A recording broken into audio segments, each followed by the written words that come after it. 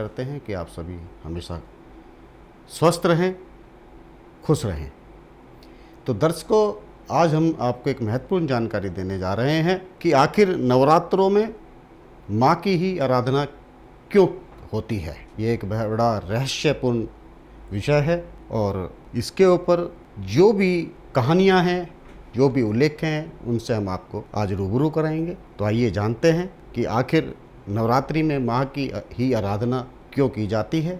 तो दर्शकों, नवरात्रि में 9 दिनों तक देवी के विभिन्न रूपों की पूजा की जाती है। अलग अलग रूपों में वह जगत माँ के रूप में पूजी जाती है, लेकिन इससे एक सवाल जरूर उपजता है कि आखिर पितृ सत्तात्मक समाज में माँ की ही आराधना क्यों की जाती है।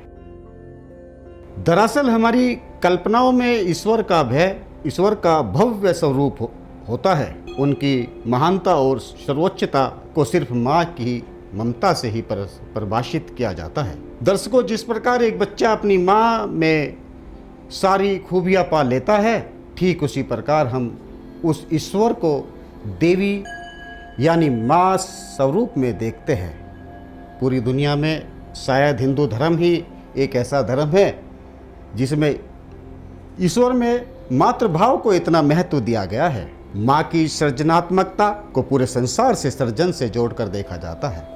दर्शकों, ऐसा माना जाता है कि दैवीय शक्ति पृथ्वी को वह ऊर्जा प्रदान करती है जिसकी वजह से वह सूर्य के चक्रों और चारों ओर चक्कर लगाती है, जिससे भारी मौसम में इस प्रकार के बदलाव होते हैं। इस प्रकार प्रकृति में संतुलन बनाए रखने के लिए नवरात्रि का उत्सव उस दैवीय शक्ति को धन्यवाद देने के एक अवसर के रूप में मानते हैं। ऐसा उत्सव का माहौल होने से हम अपनी शारीरिक और मानसिक सेहत दोनों को संतुलित कर पाते हैं। उस सर्वोच्च शक्ति के विभिन्न स्वरूपों के आधार पर ही नवरात्रि को तीन अलग अलग चरणों में बांट सकते हैं। पूजा प्रारंभ होने के प्रथम दिन देवी को शक्ति स्वरूप दुर्गा के लिए समर्पित करते हैं। उसके अगले 3 दिन धन और ऐश्वर्य की देवी लक्ष्मी के लिए और अंतिम 3 दिनों को बुद्धि की देवी सरस्वती की आराधना के लिए समर्पित किया जाता है। दर्शकों, चूंकि देवी के 3 स्वरूपों की आवश्यकता इंसान को जीवन में सफल होने के लिए होती है, इसलिए लोग नवरात्रि के 9 दिनों तक माँ दुर्गा की पूजा करते हैं। नवरात्रि के प्रथम 3 दिन माँ के सबसे शक्तिशाली स्वरूप की पूजा की जाती है, जिसमें लोग माँ से यह प्रार्थना करते हैं कि वह अपने इस स्वरूप के अंदर मौजूद सारी आदि शुद्धियों या बुराइयों को दूर करे और उनकी अच्छाइयों को और मुखर करे।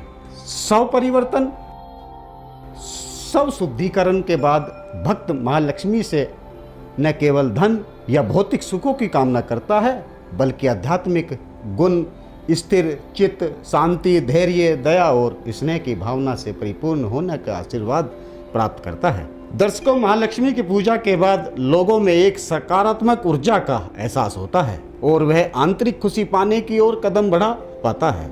अब बात आती है स्व ज्ञान। माँ दुर्गा के शुद्धिकरण महालक्ष्मी से परिवर्तन के बाद इंसान की यह इच्छा शेष रह जाती है कि उसे बुद्धि, ज्ञान और विवेक प्राप्त हो। नवरात्रि पूजा के बाद आने वाले सपनों का फल।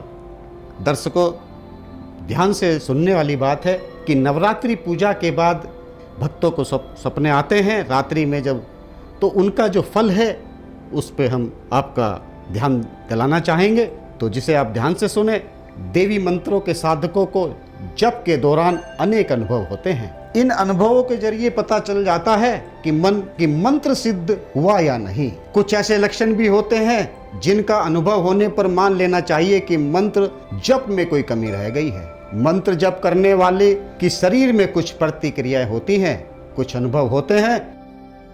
अगर मंत्र सिद्ध हो जाता है तो सुषुम्ना नाड़ी में प्रकाश का अनुभव होता है और शरीर के छहों चक्र दिखाई देने लगते हैं। इससे देखने के लिए मन एकाग्र होना चाहिए। साधक को ऐसा अनुभव होता है कि शरीर के अंदर कई स्थानों पर तारे टिमटिमा रहे हों। मंत्र का नियमित रूप से जप करने वाले या उसका पुरचरण करने वाले साधक को नींद में इष्ट देव और गुरुदेव के दर्शन होते हैं। वहीं दर्शकों, सुहागिन स्त्री या कन्या दिखाई देती है। सुहागिन या कन्या साधकों को फल या फल देती है। नींद में पूर्णिमा का चंद्रमा, गंगा, सूर्य या भगवान शिव का शिवलिंग दिखाई दे तो समझना चाहिए कि मंत्र सिद्ध हो रहा है।